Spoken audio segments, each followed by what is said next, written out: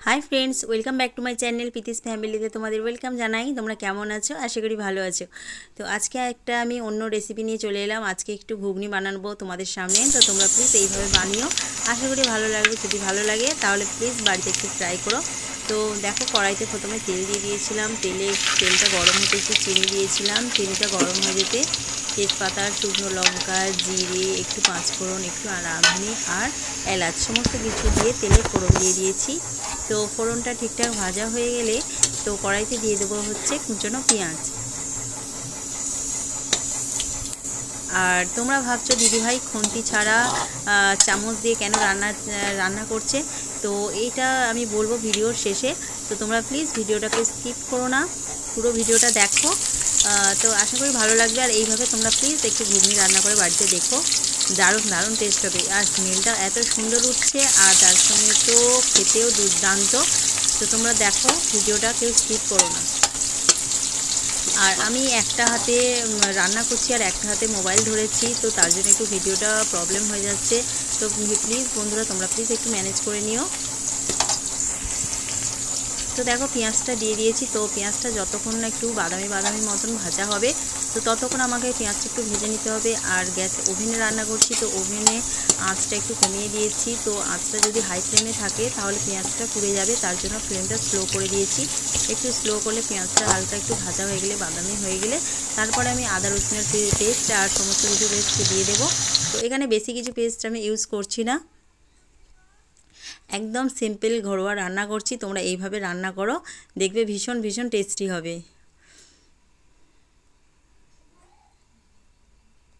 তো একটা হাতে মোবাইল ধরে এক হাতে চামচ ধরে রান্না করতে ভীষণ অসুবিধা হচ্ছে। কি করব বন্ধুরা, তোমরা প্লিজ একটু ম্যানেজ করো জানো। তো চলো দেখো পেঁয়াজটা হালকা হালকা বাদামি রঙের ভাজা হয়ে গেছে। কথা বলতে বলতে এদিকে দেখো পেঁয়াজটা কিন্তু হালকা বেশ ভাজা হয়ে যাচ্ছে। তো চলো ভাজা হয়ে গেছে, দেখো এবারে আদা রসুনের পেস্টটা দিয়ে দেবো। তোমরা চাইলে আদা রসুনের পেস্ট আলাদা আলাদা করেও দিতে পারো। আমি একসাথে আদা আর রসুনের পেস্টটা করে নিয়েছিলাম আর আমি পেস্টটা দিয়ে দিলাম দেখো একসঙ্গে। তো এই আদা রসুনের পেস্টটা ভালো করে মশলার সঙ্গে কষিয়ে নিতে হবে। কতক্ষণ কষাতে হবে বলো তো? যতক্ষণ না মশলা থেকে তেল ছাড়ছে ততক্ষণ মশলাটা ভালো করে কষিয়ে নিতে হবে। চলো মশলাটা তাহলে কষাতে থাকি, তোমরা ভিডিওটা দেখতে থাকো আর প্লিজ কমেন্ট করে জানিও কেমন হয়েছে।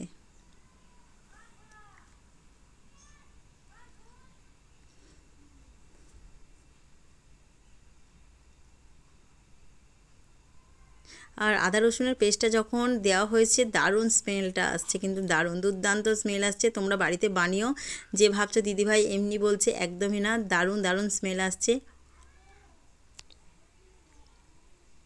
চলো দেখো মশলা থেকে তেল ছেড়েছে, তো এবারে দিয়ে দেবো হলুদ গুঁড়ো, লঙ্কা গুঁড়ো আর জিরে গুঁড়ো। তো সমস্তটা দিয়ে একটু নাড়াচাড়া করব। তো আর এক্সট্রা কিছু আমি অ্যাড করছি না, সিম্পল এইগুলোই মশলা আমি দিচ্ছি, তো বেশি কিছু দিচ্ছি না। দেখো মশলাটা এখানে দেখো কত সুন্দর কষানো হয়েছে, কালারটা দেখেছো? এটা কোনো ফিল্টার কালার নয়, এটা একদমই অরিজিনাল কালার দেখো। আর এখানে কোনো ফুড কালার ইউজ করিনি আমি। দারুণ দারুণ কালারটা এসছে, যেমন কালারটাও এসছে স্মেলটা উঠছে, দারুণ ঘুগনি তরকারিটা দারুণ হবে। তো দেখো এখানে পেঁয়াজটা মশলার সঙ্গে ভালো করে মিশে গেছে। তো মশলাটা তোমাদেরকে দেখালাম আর তারপরে দিয়ে দিলাম টমেটো কুচি। টমেটো কুচিটা শেষে দিলাম একটু।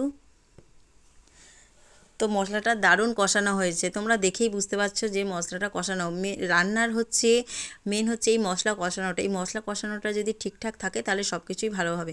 আর এখানে দেখো আলুর সঙ্গে একটু একটু অর্ধেক আলুগুলো রেখেছি, কেন এই আলুগুলো একটু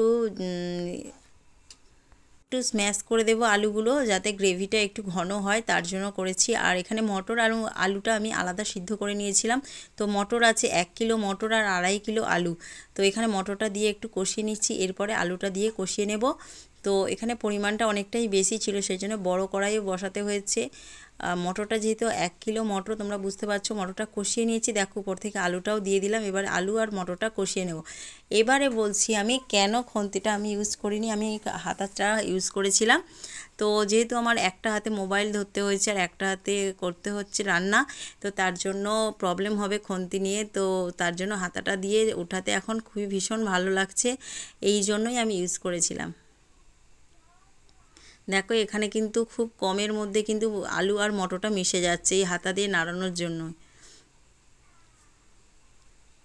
তো তোমরা বাড়িতে প্লিজ এইভাবে ঘুগনি রান্না করে দেখো, ভালো লাগবে। আর খেয়ে আমাকে কিন্তু কমেন্ট করে জানিও যে কেমন হয়েছে।